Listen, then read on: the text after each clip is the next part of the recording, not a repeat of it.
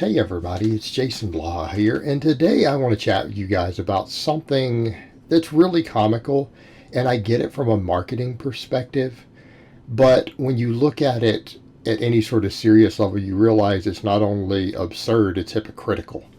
And that's this whole obsession that guys have who promote being natural. They promote being drug free, they promote not using any sort of drugs. Yet they're obsessed with testosterone levels to the point where it's like, if you follow this lifestyle and this protocol, take my product, it will boost your testosterone levels to levels that are high enough to significantly increase muscle growth. Okay. And what I want people to understand is that the normal physiological range for a healthy male, like if you have a normal, healthy testosterone level, you're not going to meaningfully change your muscle growth through any variation in there. In other words, healthy men who are in the healthy range, who are at the lower end of that range, versus men who are at the higher end of that range, it makes only a tiny difference in your muscle growth. I'm talking maybe 10%, 20% at most per year. I'm talking about the very gifted testosterone producer.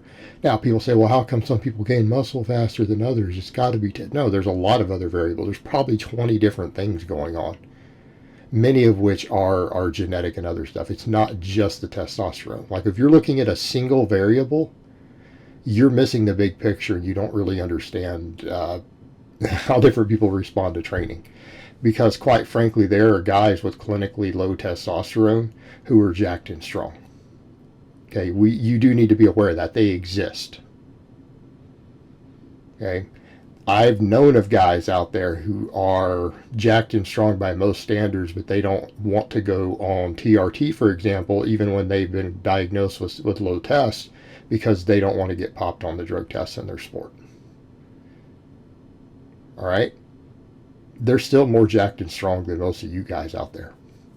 Some of those guys I've known of out there who exist like that, who do exist, they're more jacked and strong than a lot of gear users. So let's come over to the point. Your testosterone matters, but it doesn't matter to that degree. And I'm not saying we shouldn't care about it. I'm not saying we should all run around having low testosterone. Okay, because it seems like people don't understand that everything isn't an extreme. It's not one or the other. We can joke about this and laugh about the silliness of it without saying, oh yeah, I think everyone should just have low testosterone. This should just be a soy boy. That's not what I'm saying at all. What I'm saying is these people are selling you a scam. Okay? They're selling you a scam. Can your lifestyle and your mindset and other things you do keep your testosterone, unless they have something else going on, can it help keep a young man in the healthy range? You bet. Is it a good idea to live a healthy lifestyle with a good diet and train and take care of yourself and have a nice, healthy, robust testosterone level? You bet it is. That's a great thing. You should be doing that. Okay?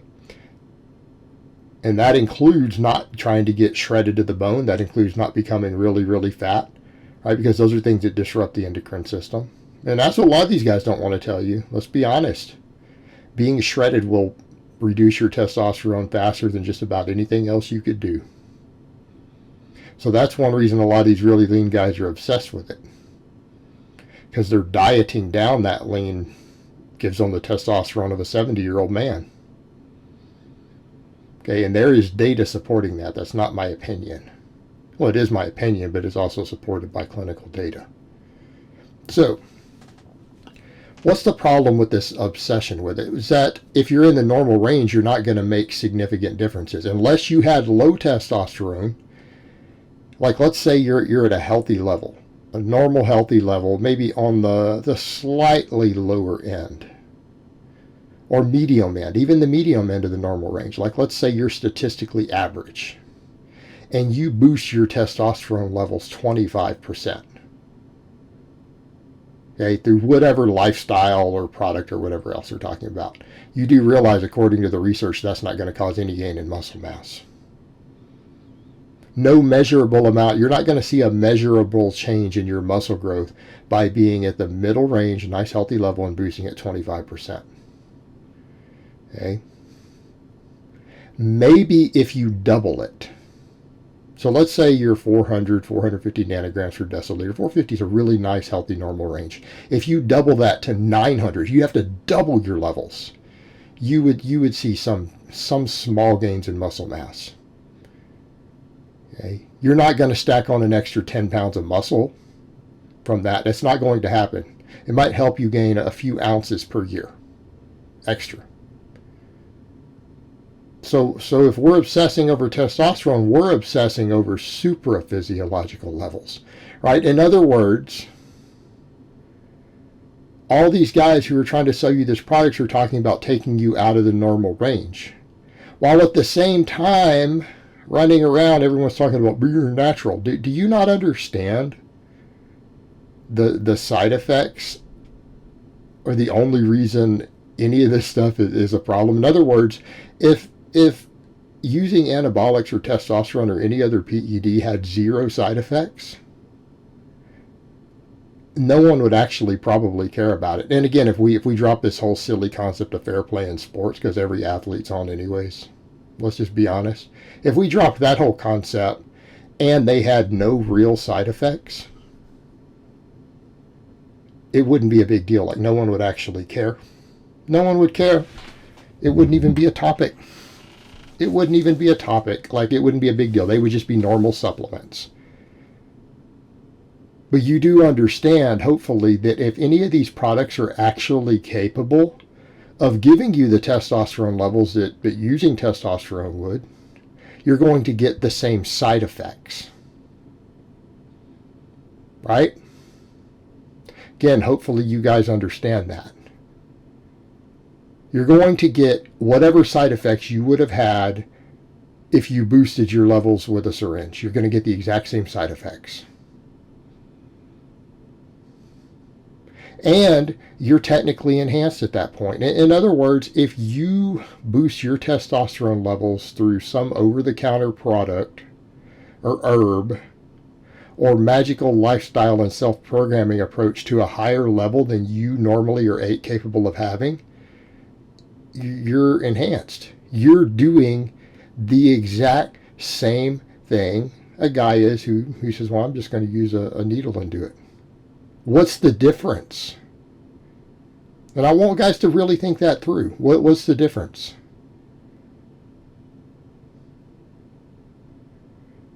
It's the same thing. You're going to get the same side effects, and you're going to get the same gains.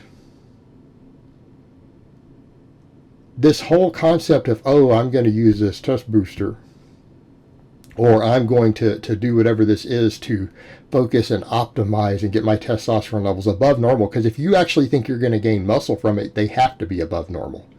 In other words, sizable bumps inside the normal range don't cause muscle growth.